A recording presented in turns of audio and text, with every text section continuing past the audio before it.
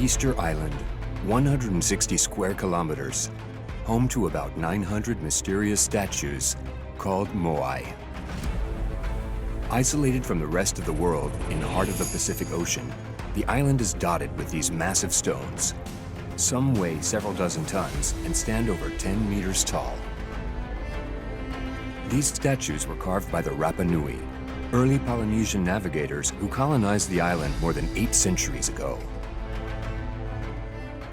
These people were extremely headstrong. They wanted to make a name for themselves.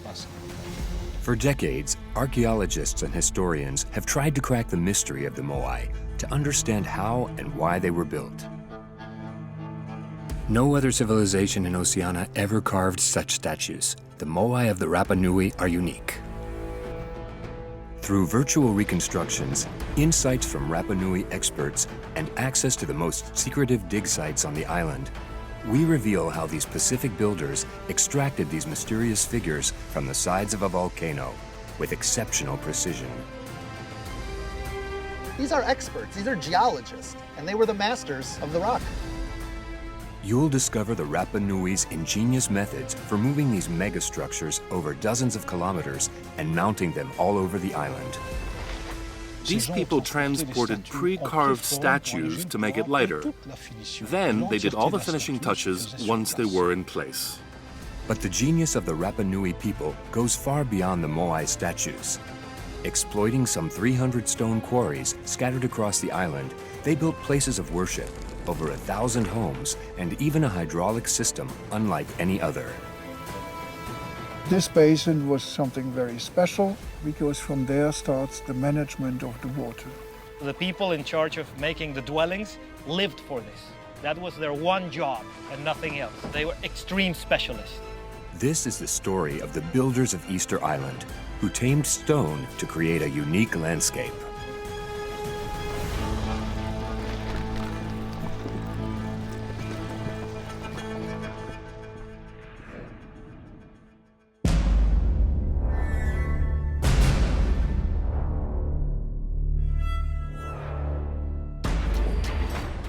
Deep in the Pacific Ocean, 15,000 kilometers from Europe and 3,500 kilometers from the western coast of Chile, Easter Island is one of the most remote places on the planet.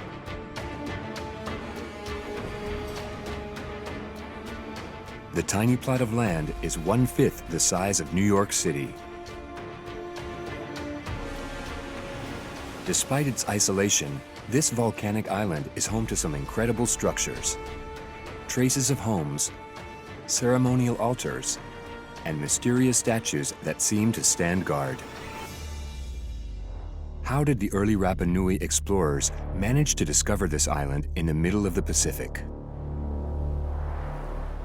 The Polynesians were proper explorers. They didn't find these islands by chance. Of course, they didn't know these exact islands were here, but they organized impressive expeditions aimed at discovering islands. We know that rats were introduced here from the Austral Islands. We know that paper mulberry was introduced here from the Marquesas Islands. We know that the closest language to the Rapa Nui language is the language of Mangareva. So where is it? Everywhere. They came from Polynesia. That's the only thing we know. Shallow drawings carved into the rock are a testament to the heroic efforts it took to cross the planet's biggest ocean. Their boats resembled double canoes. They had 2 hulls carved out of tree trunks that were topped with sails.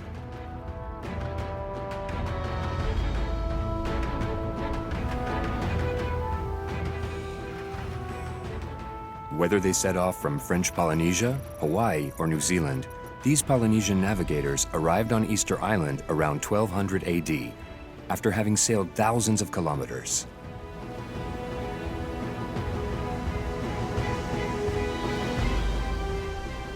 Over the next 500 years, the Rapa Nui developed a singular culture with a distinct architectural style and incomparable giant sculptures.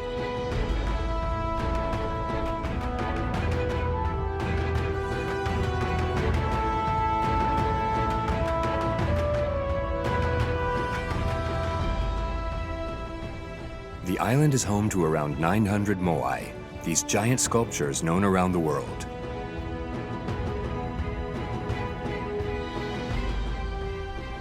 While some have been straightened, the majority now lay on the ground, at the feet of the ahu, pedestals built by the Rapa Nui. In total, there are around 300 ahu, mostly along the coastline.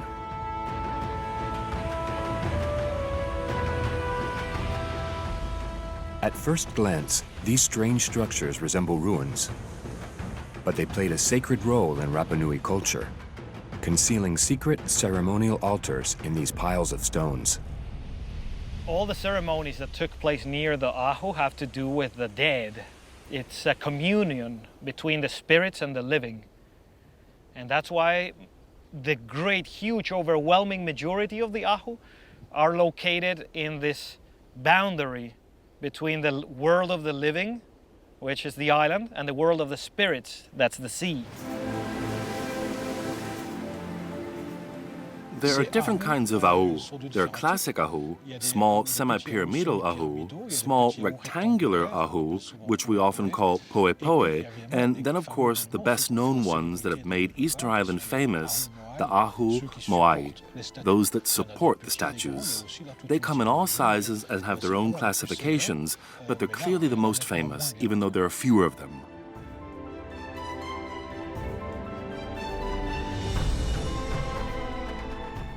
The ahu are considered monuments in their own right, but some of them used to be pedestals for the moai.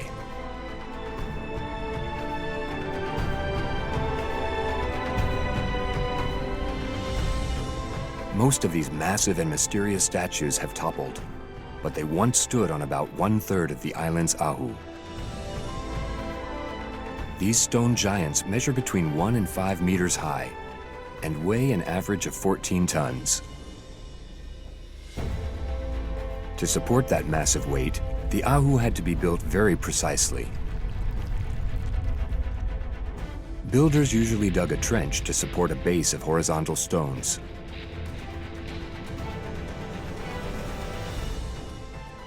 They topped that foundation with large basalt slabs, some of which were carved to form a rear retaining wall for the ahu. That impressive wall stabilized the platform.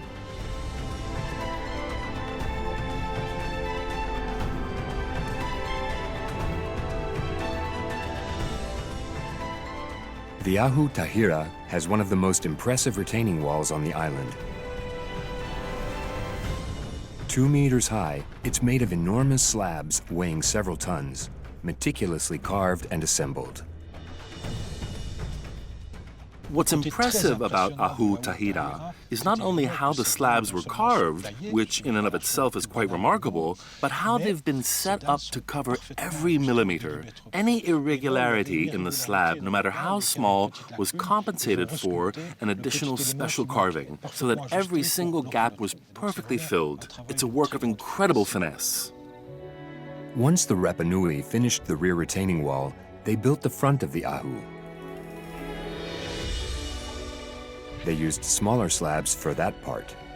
The completed structure formed a rectangular platform.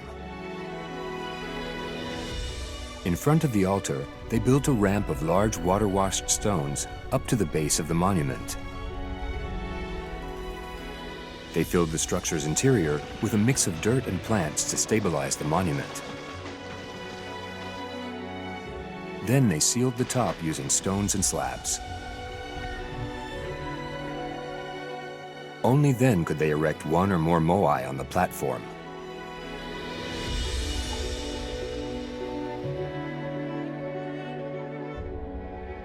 Today, most of the statues lie where they have fallen, next to the ahu.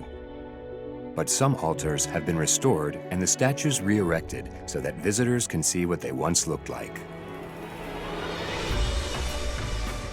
One of the most impressive structures is on the eastern tip of the island. This spectacular ahu is over 200 meters long, like a 74-story building laid on its side. 15 statues proudly stand upon the platform. The largest is over 9 meters tall and weighs some 60 tons, the weight of 9 elephants. The Moai are surprisingly shaped. Their long heads make up almost half of their total size. The arms run along the side of their bodies, with their hands touching their bellies. The tops of their heads are flat, and they have long noses and sharp chins. The fine, pinched lips give them a stern appearance.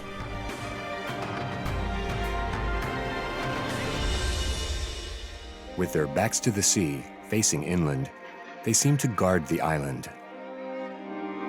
The Moai represents a specific ancestor, represents a specific person, a chief. So it's a way of reviving the ancestor, and each one of them can manifest only the presence of that specific ancestor. 887 Moai stand sentinel over the island.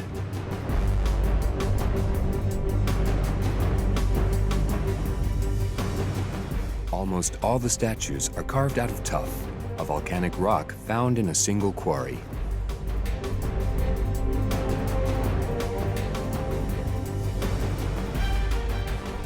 On the eastern side of the island lies Rano Raraku. Once a volcano, this tough quarry is the birthplace of the famous Moai.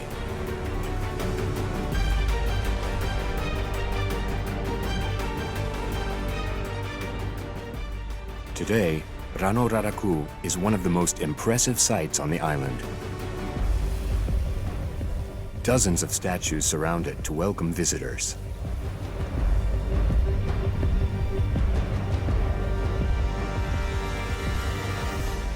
Most stand erect, but are partially buried. At Rano Raraku, most of the statues are exactly where they were 300 or 400 years ago. Some are completely buried. Others have just a bit of their heads or part of their bodies sticking out. But overall, the ones we see standing were buried. This was done on purpose. A bit higher up on the sides of the volcano, the spectacle continues. Unfinished giant statues, some barely hewn, remain embedded in the rock. All the statues were carved out of tuff,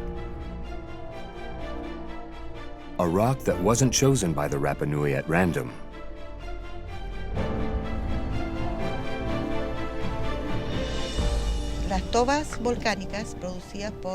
Tuff from volcanic eruptions is formed by a large quantity of materials come together, mostly ash and pieces of stone. They melt together and then slowly cool into solid blocks. Tuff is therefore an aggregate material, which makes the stone very supple and quite easy to carve, in contrast to the basalt slabs that are very hard. The rock found within its volcano was thus perfect for carving statues. But there's more. Archaeologists recently analyzed the floors of the quarry. Near the volcanic crater's lake, they discovered remains of banana crops, sweet potatoes, and taro root. Besides food, the Rapa Nui grew trees in the crater from which they made rope and cloth. No one knows if these crops were reserved for the sculptors or were intended for the population. The Rapa Nui were perfectly familiar with their environment and knew just how to exploit it to serve their needs. These crops that once covered the ground no longer exist today. But the stone itself has preserved traces of the Rapa Nui sculptors' meticulous work. Inside the tough quarry are moai of every size and at every stage of the process. Most archaeologists think the statues were entirely carved on site at the quarry, directly out of the rock. Once the front side of the statue was done, the rock was crudely excavated until only a sliver remained attached. Then the sculptors would build up dirt padding around the statue before breaking the sliver. A pit was dug to straighten the statue so the sculptors could finish the backside.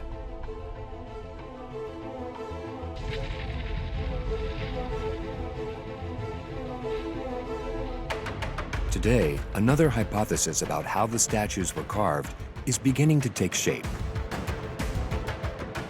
Some archaeologists think it's strange that the Rapa Nui would sculpt the Moai in their entirety before being sure they could successfully extract them from the bedrock. The walls of the quarry reveal telltale marks that suggest the sculptors carved blocks of stone, as opposed to fully finished statues, out of the volcano.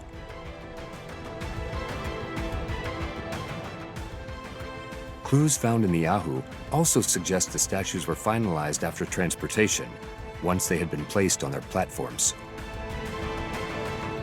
I've been able to examine 3 different Ahu sites here, which is only a small proportion of the total number of Ahu here. But at each one of those 3, I've discovered that each layer of construction, because there are many layers to these structures, but in every layer of construction, I've found traces of tuff.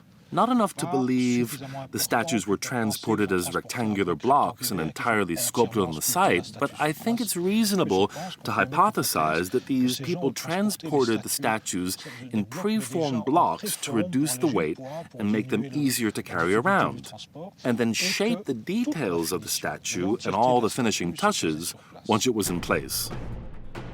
Theories abound regarding how advanced the carvings were when they were removed from the volcanic quarry.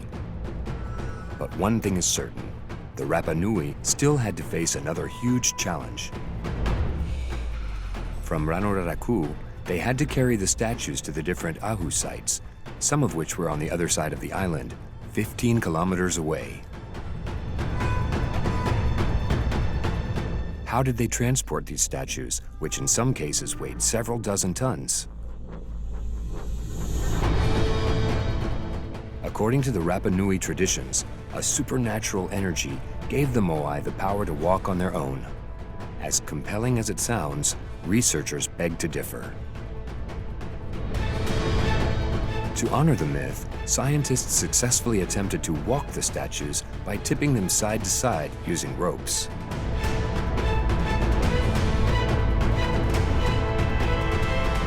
Another experiment involved transporting a Moai on a sled rolled over logs.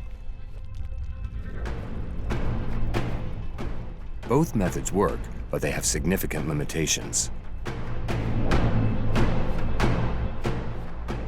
While moving the upright statues across flat ground would have been challenging, going up and down hills seems totally inconceivable. Experiments were carried out with the statues lying on their sides, which is the most logical solution. It seems like the simplest way, as the lower the center of gravity of an object being transported, the easier it is to move. Other techniques were tried on this hilly terrain, which involved transporting the statues horizontally. A wood lever system was tested to tip the statues and then pull them with ropes.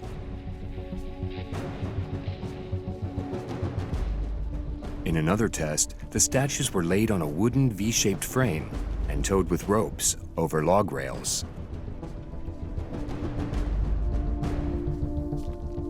It's likely the Rapa Nui people used both methods. We still don't understand exactly how the statues were transported.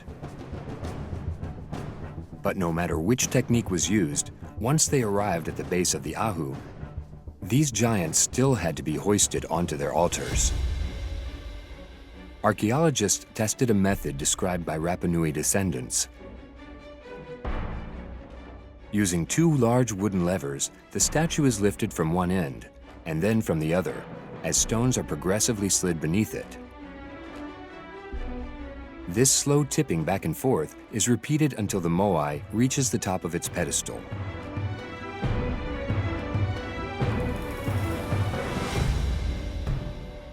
Then the work continues from the front only, as it is slowly straightened to a 45-degree angle. That's when ropes are slid around the statue's neck and head to straighten it, little by little, by sliding more rocks beneath its body. Once the moai is completely upright, the ramp of stones is removed. This technique takes a fair amount of time, but it doesn't take months. It can be done in 2 or 3 weeks, and it seems logical in many ways. First, it corresponds to tools they had available, as there were no hoisting machines back then. It also allowed them to work slowly enough to avoid damaging the tuff, which could have split at any moment. The rock is essentially compressed volcanic ash. This technique is hence in line with the resources they had and their need to be careful with the stones they were moving. Once the moai were positioned on the ahu, the Rapa Nui's job wasn't quite finished. They still had to add a few details to make the statues worthy of their ancestors. The Rapa Nui decorated most of these giants using petroglyphs, drawings carved into the stones that resemble tattoos. Archaeologists believe the petroglyphs weren't carved until the moai had been set in place. A sort of final flourish by the Rapa Nui sculptors. We still don't know the meanings of all the carved symbols.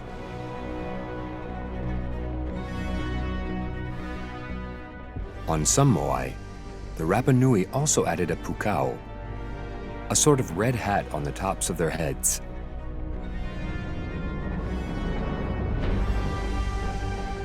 The pukao were carved out of red scoria, a rock that's only found in a volcano on the south side of the island. The ancient Rapa Nui people did not have hats like that. But early European visitors saw people that had long hair tied on top of the head, and they saw people with red hair that was obviously dyed red with red ochre, some kind of a clay that you can find. So that kind of hairstyle, it's most likely what it represents. But to bring these figures to life, a crucial element is missing: their eyes. During the restoration of an ahu, scientists discovered an eye that was almost intact. It is now kept at the island's archaeological museum.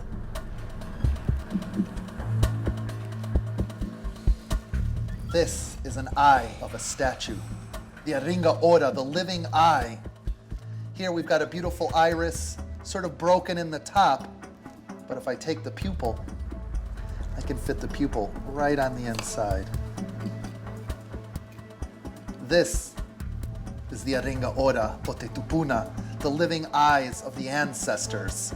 Coral on the outside to make the iris, and the inside we have red scoria, which is a rock that's very rich in iron and magnesium that oxidizes through time to give that really red look. So with the white iris and red eye, the Moais are always watching you. So Moai see you. With their backs to the sea and their gaze towards the land, these symbolic ancestors cast their sights towards the younger generations. This is how the Moai could pass on their energy and sacred powers.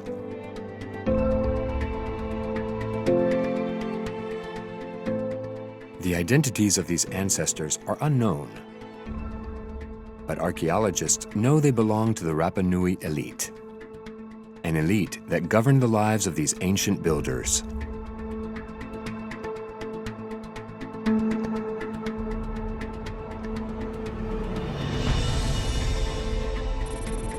"23 kilometers long and 12 kilometers wide, Easter Island is home to the remains of hundreds of dwellings along the island's coast and inland. When the first Europeans discovered the island in the 18th century, they estimated the population was between 3,000 and 4,000 people. But today, experts aren't so sure. One of the great questions that we still have for archaeology is how many people were living here? What was the max population?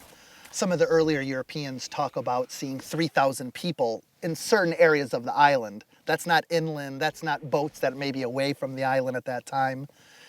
More recent scholars talk about being 20,000 people on this island. Although the peak population of Rapa Nui remains an open question, archaeologists have no questions about how the inhabitants built their homes.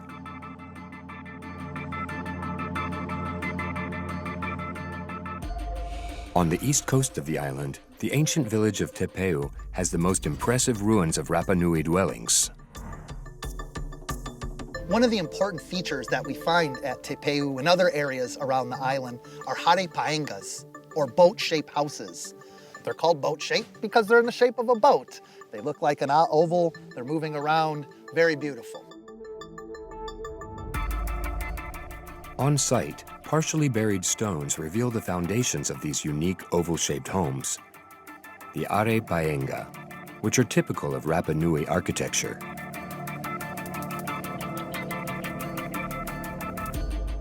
The paenga refer to these enormous rectangular blocks, which are 1 meter long and 30 centimeters wide on average. These pierced stones mark the edges of the ancient Rapa Nui dwellings. The homes, which were usually around 10 meters long, they had an upper section of about 1.5 meters tall, which no longer exists. But written accounts from European explorers document the way they were built.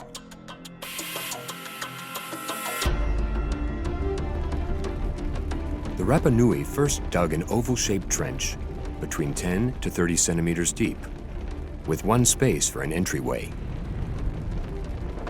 Then they partially buried large sculpted slabs. The holes carved into the rock allowed them to attach a frame of branches and ropes.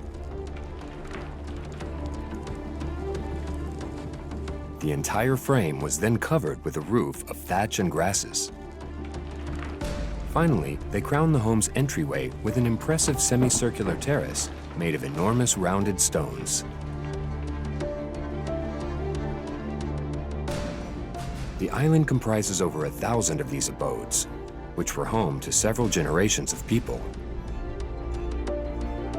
According to Rapa Nui legends, these homes with stone foundations were reserved for the elite and their families.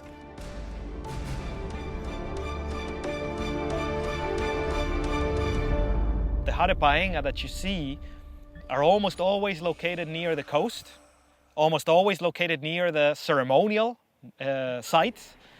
So obviously they belong to the people of higher rank.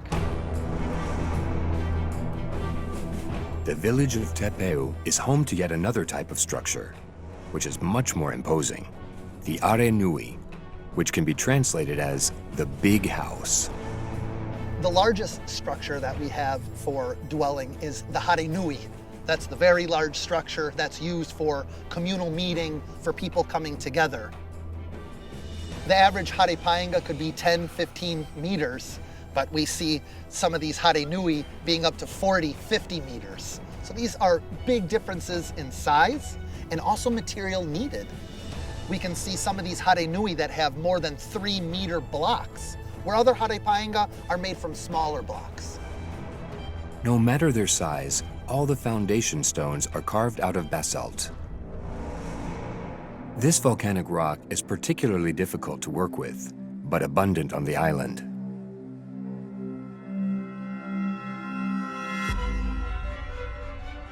To extract the basalt and build their homes, the Rapa Nui created over 300 quarries, like this one in the north of the island. The rocks here were formed by volcanic flow. Basalt has two main forms, depending on the speed of the flow and the time it took the lava to cool. This is a coarse-grained basalt. It was formed as the lava was probably moving very quickly. It has a lot of holes where the gases and the particulates are shooting out. But if the lava is moving very slow and it doesn't have time, the gas to leave and the particulate, it stays very solid. That's perfect for tools. This is perfect for construction stone. So there is a difference between coarse-grained stone and fine-grained stone. To create the foundation for the homes, Rapa Nui builders chose the coarse-grained basalt, which is solid and easy to work with. Thanks to written accounts from European explorers and from careful study of the quarries, archaeologists have identified the ingenious techniques the Rapa Nui carvers used to extract the rock. We've uncovered 3 techniques that are used or have been hypothesized. The first one came from the Norwegian expedition. They had an idea that fire would be used to crack stone. So for example, I can start a fire to get raging coals on one side, or I can start a fire directly on top of the stone. I let that heat up. I let all of these holes, these porous holes, get super hot. And then the last second when the fire's about to die, I splash water on it, and this makes a whole bunch of thermal cracks. From those cracks, I can pull off different stone and work from there. In addition to fire, scientists have identified 2 other techniques that facilitated extraction. The first relied on natural fissures in the stone, formed by the wind and the rain. To separate the rock, the Rapa Nui placed their chisels in these natural fissures. Then they hit them using toki, tools carved out of basalt, to detach the blocks from the bedrock one by one. To extract larger slabs, they could also draw the shape they wanted on the stone. They would carve fine notches into the rock every 10 centimeters. Then they'd put wedges into the notches and strike them to extract blocks that weighed several tons and measured up to 3 meters long. Regardless of the technique they used, the extraction required great finesse by highly skilled craftspeople. The houses, Harepaenga, and all dwellings of the island were made by specialists. The society in general was hyper-specialized, so the people in charge of making the dwellings lived for this. That was their one job and nothing else. And I honestly feel they were geologists. They probably had the master come in, he would check it, and looked at it his way and say, this is perfect for what we need. So that's why Rapa Nui to me is a story about culture and a story about geology. And if you understand the geology, you'll understand the culture. Once the blocks were extracted from the bedrock, they were carved in the quarry or at the construction site. On average, the slabs measured around 3 meters and weighed up to 10 tons. Exactly how the Rapa Nui people transported these colossal blocks remains a mystery. Rapa Nui people are very closely connected to their Pacific past, their Polynesian past. So anything that they had from other islands of moving stone, they probably used it here. They were probably using harnesses and ropes and logs that they used to move their boats. In order to build the foundations of their elite homes, the Rapa Nui people had to precisely extract, carve, and transport the stone. But where did the builders find the wood and vegetation they used to build the roofs? The current landscape is devoid of forests and offers little in the way of wooden resources.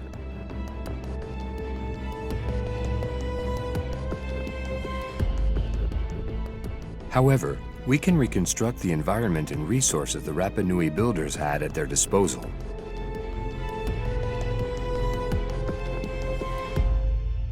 There are a lot of indications that the island was once heavily wooded. For example, we found traces of charcoal in the ancient stoves. We also found fossilized palm tree roots in certain steep areas of the island. That said, it's still difficult to estimate how many trees were here back then. According to archaeologists, the island once had a primary forest that contained millions of trees, mostly composed of various species of palm.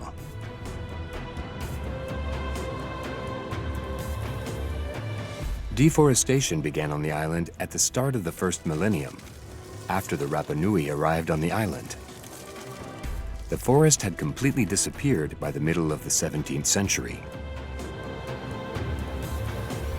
The massive deforestation could have several causes, including the Rapa Nui clearing space for their crops.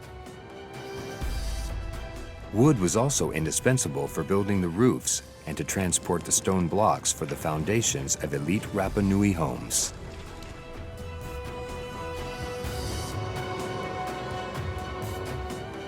But that can't account for the disappearance of all the island's trees.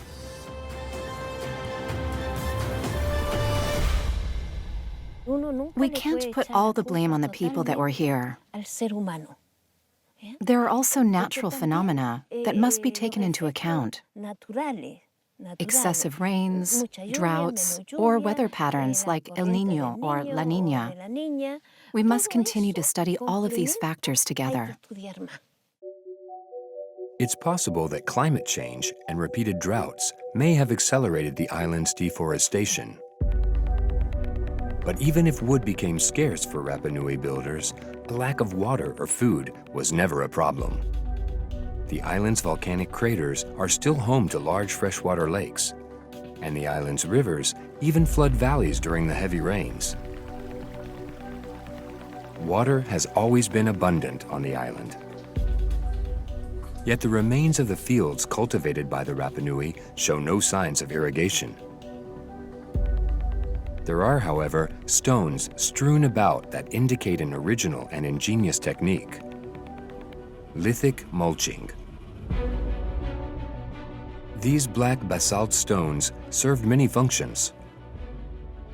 They protected crops from strong winds, but also, being extremely porous, they captured rainwater and morning dew, which would leach out to nearby plants throughout the day.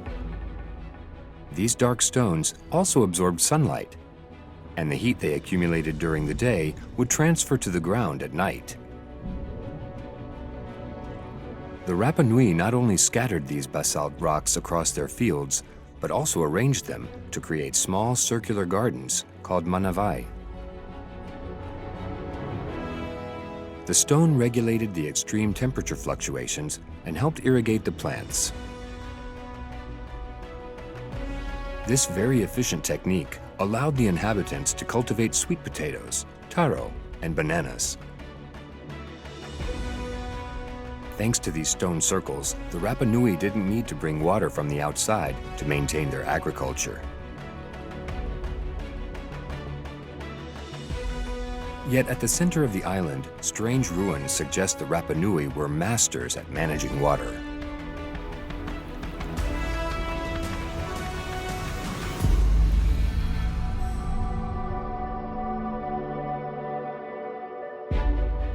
The Vaipu Valley begins at the Rano Raraku volcano's crater.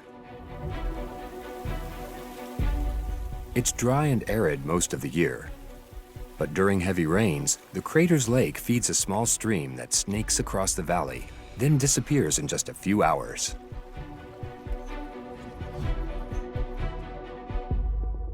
In 2008, Burkhard Vogt and his team discovered a basin near the base of the valley.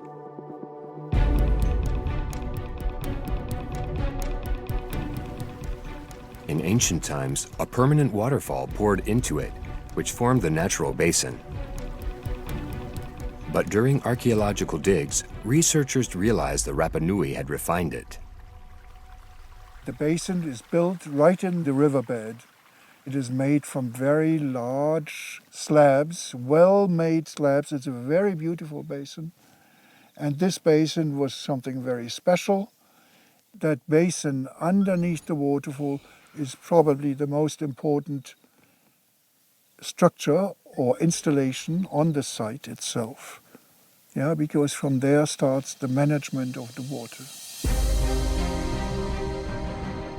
The digs revealed the largest Rapa Nui hydraulic network yet discovered on the island.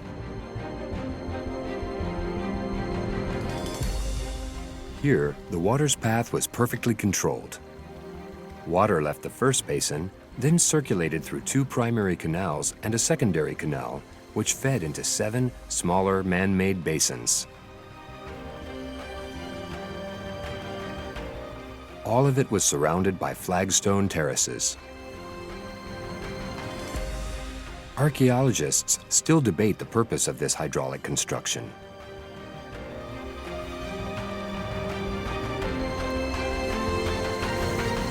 The Avaranga site was clearly a sacred place, and we have a lot of evidence to prove that. First, it was enclosed in a very narrow valley, which is far from ideal since it doesn't have the kind of surface area you need for agriculture or community living.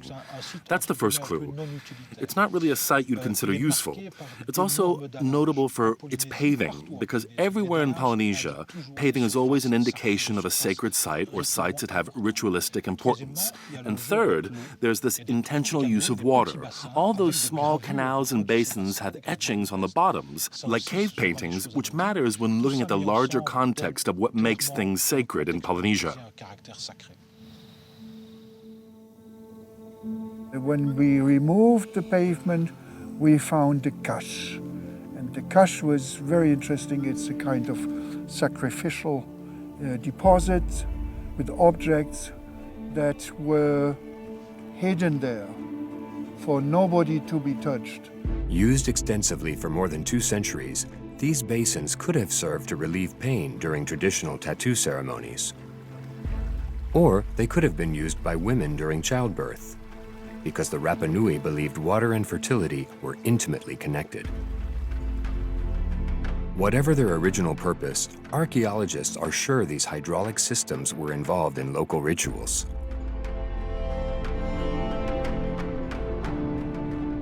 With their exceptional skills, the Rapa Nui builders successfully conceived a lasting home for their people on an island in the middle of the Pacific Ocean. Their monumental statues remain an impressive symbol of their unique civilization. After all the work it took to extract them, sculpt them, and transport them, one could think these magnificent statues were erected to forever watch over the island. And yet, we tend to think that heritage is meant to be preserved, but that's not the case here. Not even for the statues. Everything was constantly taken apart, rebuilt, and recycled. For the few monuments that we examined and for which we put together in a timeline, we found that these statues have a maximum lifespan of 1 century, but it's likely much less, more like half a century. time, it seems, brought every single Moai down. Save for a few statues that have been restored and placed back on their altars, all the other giants lie on the ground beside their ahu. 80% of the island's statues lie face down. Local oral history says they fell during conflicts, but most of their faces are still intact. Next to the platforms on which they once stood, many have simply split into two well-preserved pieces. Because they were lying down, I suspect the tuff couldn't support its own weight. It's like a cantilever. If they had fallen over, the pieces would have scattered a little, at the very least. Furthermore, the noses are still intact, yet they would have been the first thing to hit the ground. The majority of the ahu statues were therefore carefully placed on the ground, most likely using the same techniques used to mount them, through a system of wooden levers and piles of stones. Once on the ground, they were laid face down for balance.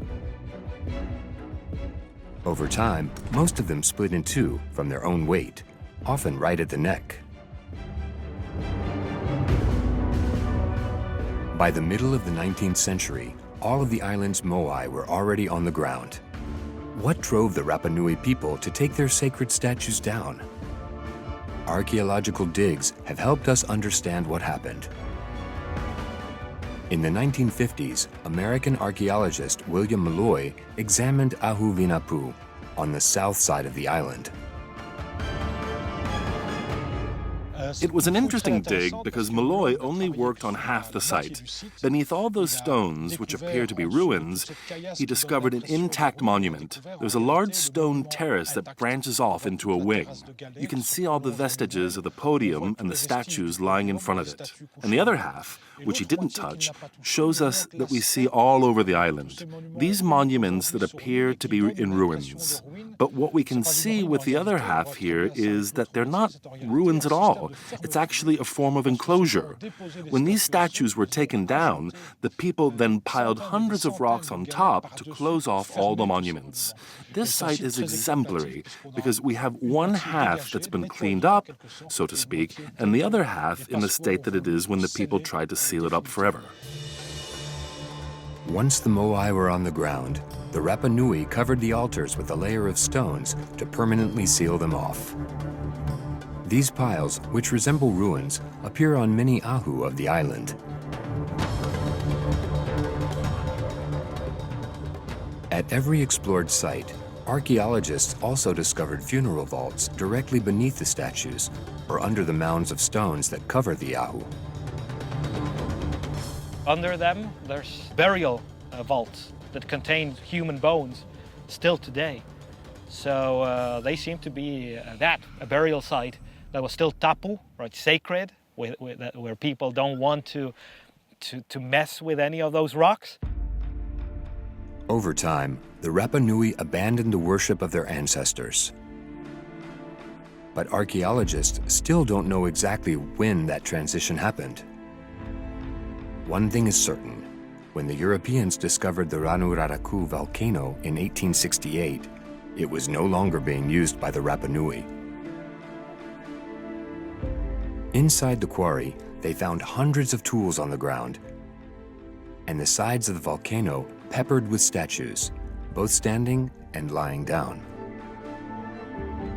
For a long time, scientists thought the site had been abandoned from one day to the next, and that the statues had simply been left where they were while being transported.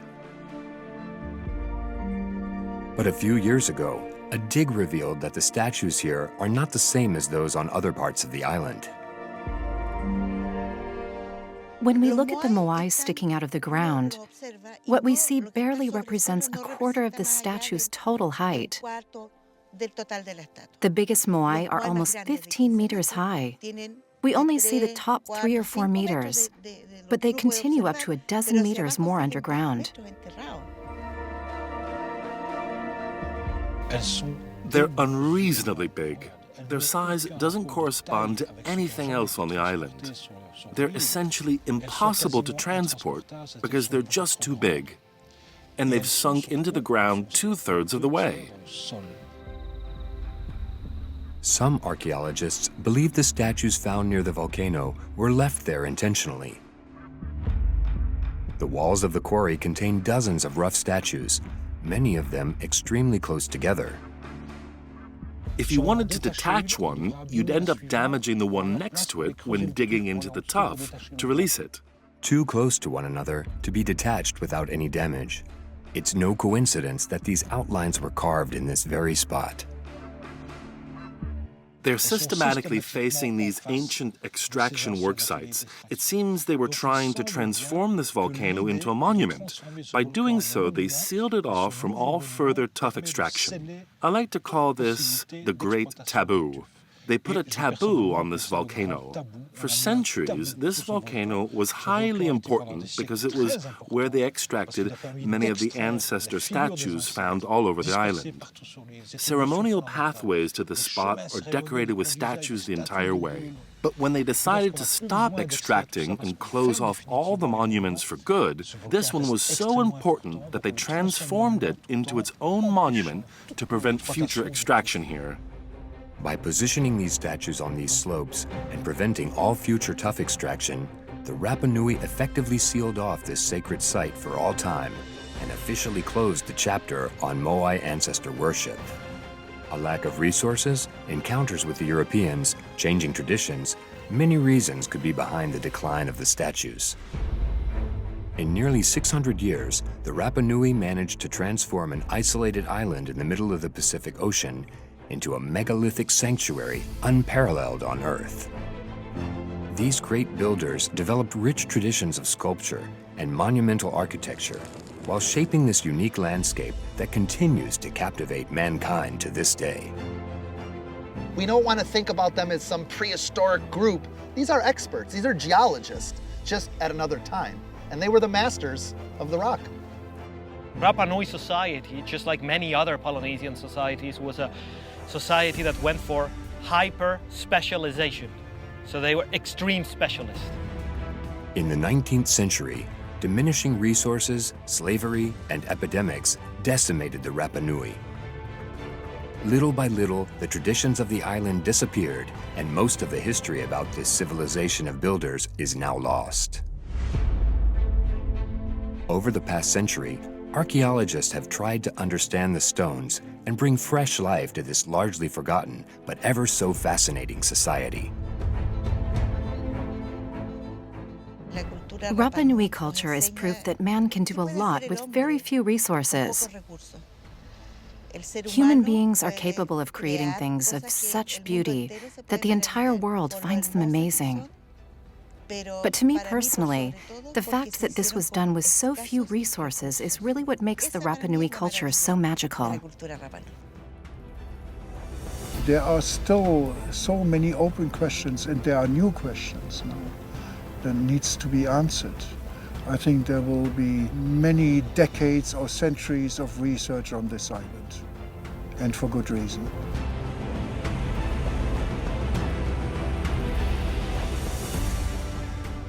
Nearly 3 centuries after the erection of these statues and these megalithic structures, Easter Island and the Rapa Nui civilization still hold many secrets.